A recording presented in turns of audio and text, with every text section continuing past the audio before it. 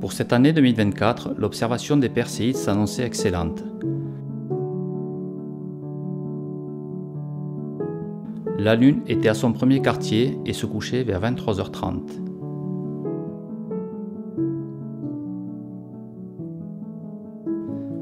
Toutefois, cette année n'aura pas été aussi riche en Perséides, avec peu d'étoiles filantes et souvent moins lumineuses qu'habituellement. Avec également un vent assez fort qui a été gênant pour bien filmer les Perséides. Je vous laisse découvrir quelques Perséides que j'ai pu filmer durant cette nuit du 11 au 12 août. Et on se retrouve dans la deuxième partie de la vidéo avec ce qui aura marqué cette nuit des étoiles filantes 2024.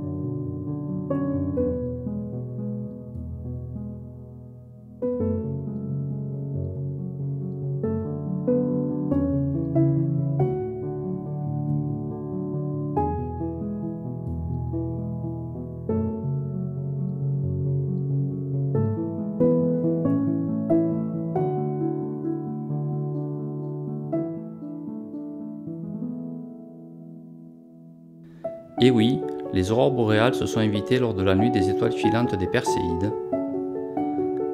Après la nuit magique du 10 au 11 mai dernier, où l'extraordinaire avait côtoyé la magie, il aura fallu attendre 3 mois quasiment jour pour jour pour revoir les aurores boréales dans le ciel toulousain.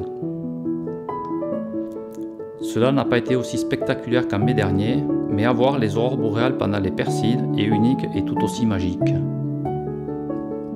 C'est vers 3 h du matin que j'ai reçu la première alerte aux aurores boréales de l'application Aurora Forecast que je vous avais présentée il y a quelques semaines et dont vous trouverez l'affiche en haut à droite de cette vidéo.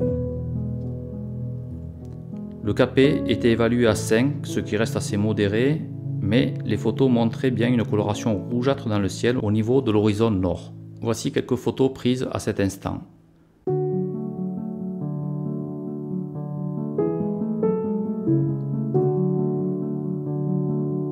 Je n'aurais jamais imaginé pouvoir faire une photo d'une Perséide avec une aurore boréale.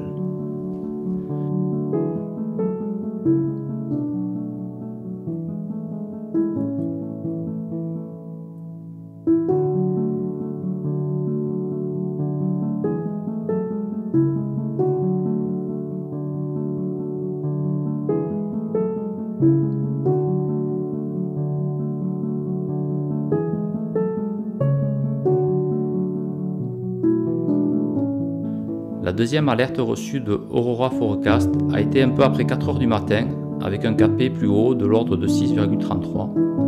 C'est bien sûr moins important qu'en mai, où le KP était monté jusqu'à 8,33, mais ça reste un KP important pour espérer voir et photographier des aurores boréales.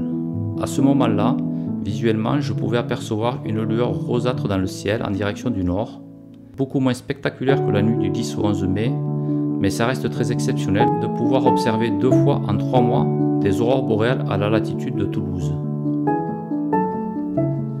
Quel moment de bonheur d'être présent à cet instant, même si la fatigue est bien là, à plus de 4 h du matin après une nuit passée sous les étoiles. L'année n'est pas terminée et comme on dit, jamais 203, alors on croise les doigts. Et rappelons-nous que le maximum de l'activité solaire est prévu pour 2025. Il faudra maintenant attendre décembre 2025 pour voir une aussi belle pluie d'étoiles filantes avec les Géminides.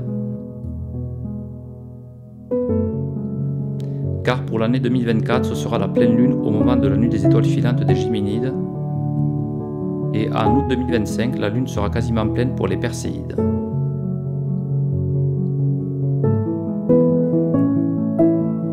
Bon ciel à tous!